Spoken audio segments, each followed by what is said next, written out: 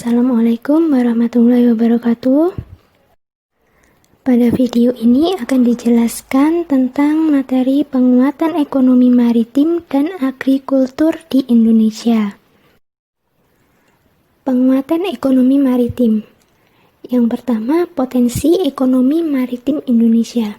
Nah, sebelum dijelaskan apa saja potensi ekonomi maritim yang dimiliki Indonesia, akan dijelaskan tentang pengertian ekonomi maritim dan ekonomi kelautan.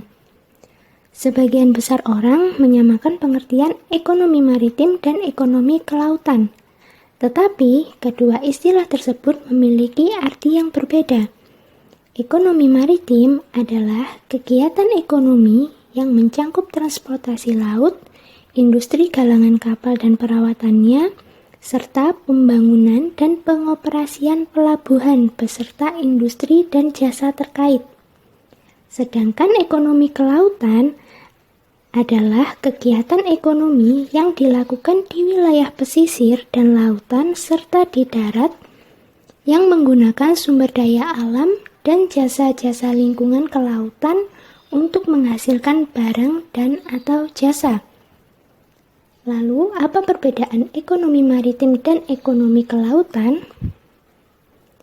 Nah, ditinjau dari tujuannya, ekonomi maritim itu memiliki tujuan terkait dengan peningkatan daya saing, pangsa muatan armada kapal, dan pengembangan industri galangan kapal yang strategis, serta memiliki rantai hulu hilir yang panjang. Sedangkan ekonomi kelautan bertujuan untuk membangun wilayah atau daerah di sekitar kelautan agar lebih maju dan menjadi daya tarik bagi negara itu sendiri. Penguatan ekonomi maritim. Yang pertama, potensi. Meskipun berbeda, keduanya memiliki tujuan yang sama, yaitu sama-sama untuk meningkatkan kesejahteraan masyarakat. Kedua kegiatan ekonomi ini berhubungan erat dan saling bahu-membahu satu dengan yang lainnya. Nah, sekarang agar bisa membedakan kegiatan ekonomi maritim dengan ekonomi kelautan, di sini akan diberikan beberapa contoh kegiatan yang termasuk ke dalam ekonomi maritim dan ekonomi kelautan. Yang pertama, contoh ekonomi maritim. Contohnya yaitu yang pertama, jasa kapal penyeberangan antar pulau atau negara. Nah, sebagai negara kepulauan, tentunya di Indonesia dibutuhkan sarana untuk sampai ke pulau lainnya. Kemudian yang kedua, industri reparasi kapal.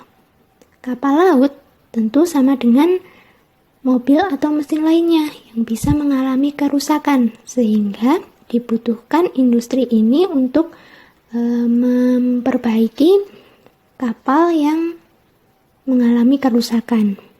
Yang ketiga, industri pembuatan kapal. Yang keempat, industri logistik pengiriman barang lewat jalur laut. Yang kelima, aktivitas perekonomian pelabuhan. Contohnya, kapal yang berlabuh atau akan menyeberang, para penjual dan pedagang yang ada di area pelabuhan, dan tukang angkut barang. Yang keenam, terminal peti kemas. Terminal peti kemas itu adalah terminal di mana dilakukan pengumpulan peti kemas untuk kemudian diangkut ke tujuan terminal peti kemas yang lebih besar. Yang ketujuh adalah tol laut yang berfungsi sebagai sarana penyeberangan logistik yang menghubungkan semua pelabuhan besar yang ada di Indonesia. Kemudian untuk contoh ekonomi kelautan, yang pertama ada pembudidaya rumput laut, budidaya ikan, pembuatan garam, petambak udang, budidaya kerang, usaha pelelangan ikan, nelayan yang melakukan pencarian hasil laut, pasar kapal apung, pemburu teripang, usaha pengawetan ikan, dan tambang minyak lepas pantai. Nah, contoh-contoh tersebut merupakan potensi-potensi maritim yang dimiliki Indonesia dan perlu dikembangkan. Berbagai potensi tersebut, apabila dikembangkan secara optimal, dapat memberikan kontribusi nyata bagi perekonomian nasional. Untuk mempercepat pengembangan keunggulan di berbagai sektor kelautan diperlukan kebijakan strategis. Kebijakan tersebut diwujudkan dengan adanya pembangunan ekonomi maritim. Kondisi ekonomi maritim di Indonesia dan negara-negara ASEAN. Kondisi ekonomi maritim Indonesia dapat dilihat dari 3 sektor, yaitu sektor pelayaran, sektor perikanan, dan sektor pariwisata bahari. Yang pertama, sektor pelayaran. Industri pelayaran di Indonesia belum dikelola dengan baik. Pangsa muatan armada kapal nasional masih tergolong rendah. Minimnya jumlah muatan yang dapat diangkut disebabkan oleh berbagai faktor yang saling berkaitan. Di antaranya, berupa sistem perdagangan yang kurang berpihak, kurangnya jumlah kapal yang memadai, serta kurangnya dukungan pemerintah dalam meningkatkan peran industri pelayaran nasional. Kelemahan armada kapal nasional dalam penguasaan muatan ini menimbulkan berbagai dampak negatif. Di antaranya adalah berkurangnya devisa negara dan penurunan aktivitas industri maritim secara drastis. Untuk menghindari kerugian yang lebih besar lagi terhadap negara, kondisi ini perlu diantisipasi dengan peningkatan peran armada kapal nasional dan adanya peran pemerintah secara totalitas dalam pengembangan industri pelayaran. Kondisi ekonomi maritim Indonesia di sektor pelayaran yang kedua adalah industri galangan kapal yang masih belum berkembang. Galangan kapal adalah sebuah tempat yang dirancang untuk memperbaiki dan membuat kapal. Penyebab industri galangan kapal di Indonesia masih belum berkembang adalah belum berkembangnya industri penunjang di Indonesia dan impor bahan baku yang masih cukup tinggi. Untuk mengatasi hal ini, pemerintah khususnya Kementerian Perindustrian perlu mendorong pertumbuhan industri penunjang di dalam negeri dan mendorong pelaku usaha pelayaran maupun pemerintah daerah untuk membangun kapal di dalam negeri dan tidak membeli kapal dari luar. Yang ketiga, sistem pelayaran pelabuhan di Indonesia masih belum efisien dan produktif. Sistem pelabuhan di Indonesia hanya berperan sebagai cabang atau ranting dari pelabuhan negara Singapura dan pelabuhan luar negara lain. Dan yang terakhir, daya saing sumber daya manusia di sektor pelayaran juga masih relatif rendah. Kemudian, kondisi ekonomi maritim Indonesia di sektor perikanan. Sebenarnya, Indonesia memiliki potensi perikanan yang besar yang dapat mendorong Indonesia menjadi negara industri perikanan di Asia, bahkan dunia. Tetapi saat ini, kontribusi sektor perikanan terhadap pendapatan nasional masih rendah. Salah satu penyebabnya adalah rendahnya kepatuhan pajak. Masih banyak yang tidak tertib dalam melaporkan hasil produksi atau tangkapan laut. Oleh karena itu, pelaku usaha sebaiknya melaporkan jumlah. Upaya lain untuk mengembangkan sektor perikanan adalah dengan mengembangkan sektor perikanan ini sebagai industri pangan berbasis perikanan. Serta Indonesia harus memiliki kesiapan tenaga kerja. Kondisi ekonomi maritim Indonesia yang ketiga adalah di sektor pariwisata bahari.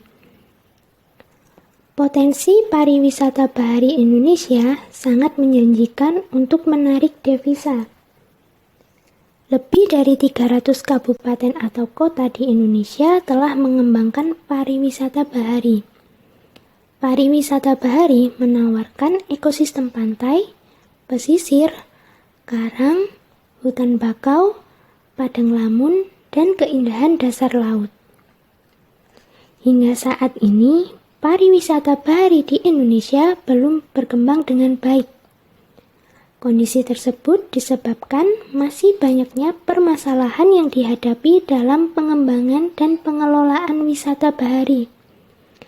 Permasalahan yang dihadapi adalah di antaranya yang pertama, rendahnya akses transportasi ke lokasi. Yang kedua, jumlah dan variasi objek wisata yang terbatas. Yang ketiga, buruknya infrastruktur dan sarana di lokasi wisata. Yang keempat, keamanan di lokasi wisata umumnya masih kurang. Yang kelima, pembangunan wilayah pariwisata bahari kurang memperhatikan daya dukung dan kualitas lingkungan. Dan yang keenam, buruknya promosi dan pemasaran tentang pariwisata bahari, baik di dalam negeri maupun di tingkat internasional. Strategi dan kebijakan pengembangan ekonomi maritim di Indonesia. Nah, ada beberapa strategi dan kebijakan yang bisa dilakukan untuk mengembangkan ekonomi maritim di Indonesia. Di antaranya adalah yang pertama, pembangunan berbasis daratan menjadi pembangunan berbasis kelautan. Sebagai negara yang memiliki luas lautan lebih besar dibandingkan luas daratan, maka konsep pembangunan berbasis kelautan sudah seharusnya mulai diprioritaskan. Pembangunan berbasis kelautan adalah pembangunan yang berorientasi lautan, sehingga segala jenis pembangunan, baik dari segi pembangunan ekonomi, teknologi, transportasi, infrastruktur, dan lain sebagainya, difokuskan untuk memenuhi kapasitas kebutuhan laut.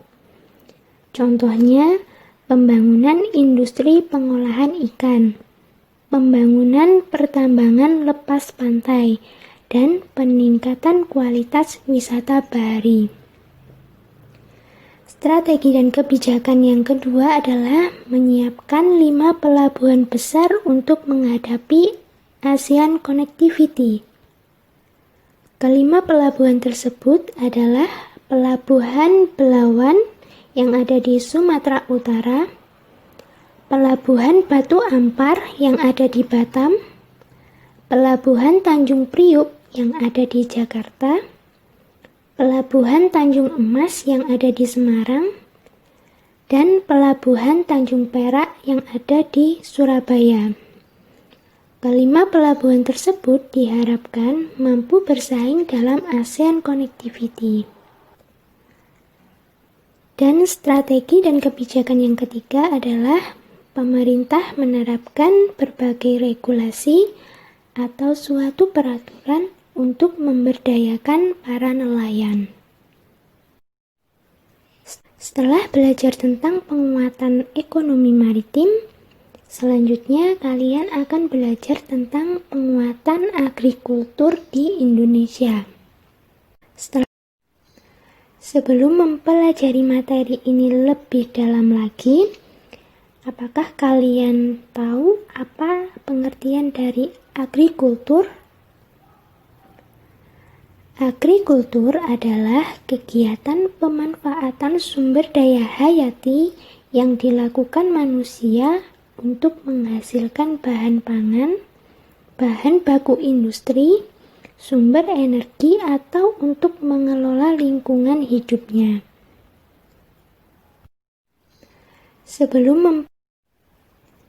Ekonomi agrikultur merupakan upaya peningkatan perekonomian dengan memberdayakan sektor pertanian. Lalu, bagaimana peran pemerintah dalam pengembangan ekonomi agrikultur? Pemerintah sangat mendukung pengembangan ekonomi agrikultur.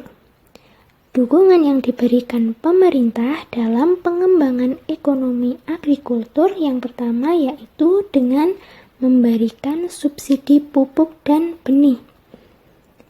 Tujuan pemberian subsidi pupuk dan benih ini adalah untuk menekan biaya produksi sehingga harga jual produk agrikultur dapat bersaing dan terjangkau masyarakat. Dukungan pemerintah yang kedua adalah dengan mengawasi harga-harga produk pertanian. Pengawasan ini bertujuan untuk melindungi petani dari harga jual produk yang terlalu rendah. Ekonomi potensi agrikultur di Indonesia. Letak Indonesia yang berada di wilayah tropis menyebabkan Indonesia memiliki potensi pertanian yang melimpah. Salah satu produk pertanian andalan Indonesia adalah produk pertanian segar dalam bentuk buah-buahan dan sayuran.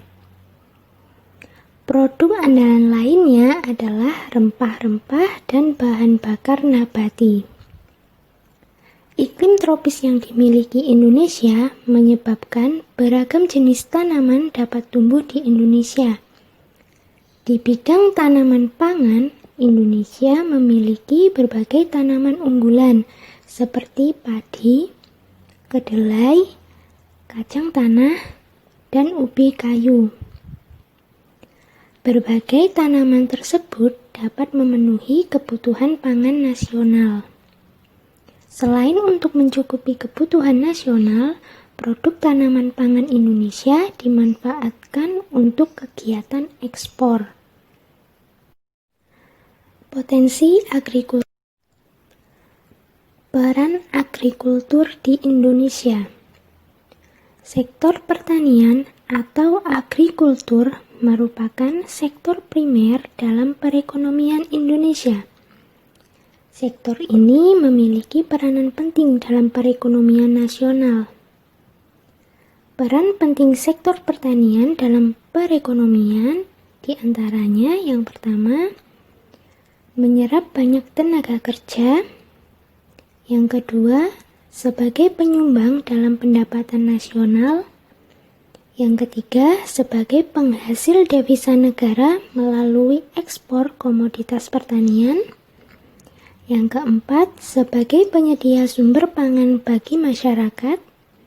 Dan yang kelima, menjadi sektor utama pertumbuhan ekonomi masyarakat pedesaan. Hambatan